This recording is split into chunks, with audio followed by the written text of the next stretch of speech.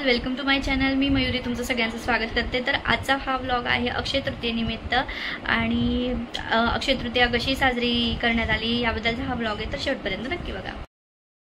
हिंदू संस्कृतीत अक्षय तृतीयेच्या दिवसाला अत्यंत पवित्र मानले जाते। अक्षय म्हणजे ज्याचा कधीही क्षय होत नाही। या दिवशी केलेले दान, पुण्य, गुंतवणूक आणि नवसंकल्प याचा सतत वृद्धी होत असते। आजच्या दिवशी आपण घरात सोने, चांदी किंवा नवीन वस्तू खरेदी करत असतो। अनेक जण घर, गाडी किंवा नवीन व्यवसायाची सुरुवात आजच्या दिवसापासून करतात आणि ह्या पवित्र दिवशी आपण नवीन उमेदीने नवीन स्वप्न घेऊन पुढे जात असतो। पौराणिक मान्यतेनुसार याच दिवशी भगवान परशुरामांचा जन्म झाला होता आणि श्रीकृष्णाने द्रौपदीसाठी अक्षय पात्र दिले होते। त्यामुळे या दिवसाला धार्मिक दृष्टिकोनातूनही खूप महत्त्व आहे।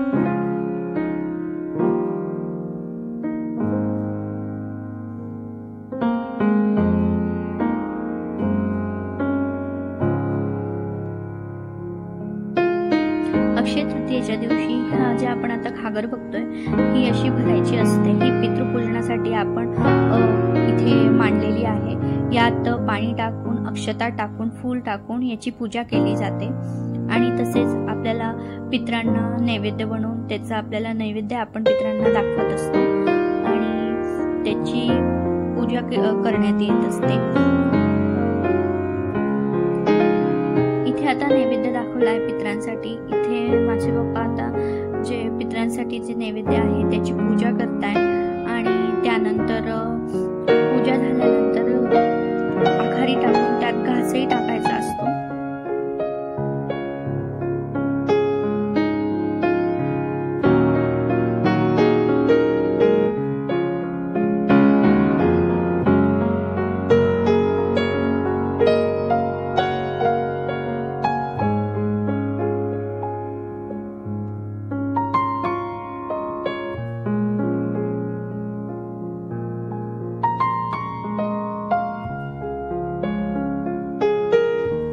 इथे आता आघारी पेटल्यानंतर त्यात घास टाकायचा म्हणून पप्पांनी पूजा केली आणि त्यानंतर त्यात पितरांसाठी घास त्यात टाकले। घास म्हणजे काय असतं, जो आपण नैवेद्य दाखवलेला असतो ते एकत्र करून आपल्याला 5 घास त्यात टाकायचे असते। पहिले हळदी कुंकूने पूजा करून त्यात 5 घास टाकायचे आणि नंतर तूप आपण त्यात अर्पण करत असतो आणि आपल्या पितरांना आपण एक प्रकारे जेवायला बोलवत असतो आणि त्यांचा आदर तिथ्य करत असतो आणि हे सगळं आपण त्यांच्या आशीर्वादासाठी करत असतो, जेणेकरून आपले पितृ खुश होऊन आपल्याला आशीर्वाद देतात आणि आपलं जे आयुष्य असतं ते आनंदाने भरून राहतं।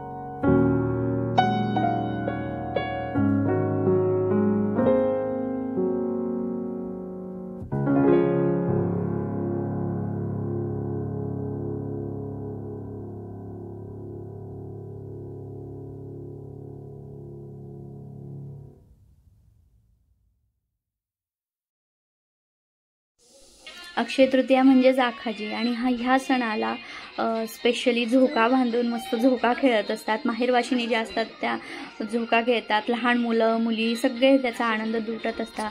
तर माझे लहान भाचा-भाची आलेले होते, त्यांना झोका हवा होता, तर पप्पांनी त्यांना झोका बांधून दिला आणि त्यांनी त्याचा खूप आनंद लुटला आणि सोबत मी पण थोडीशी मज्जा करून घेतली। मी पण थोडासा झोका खेळून घेतला।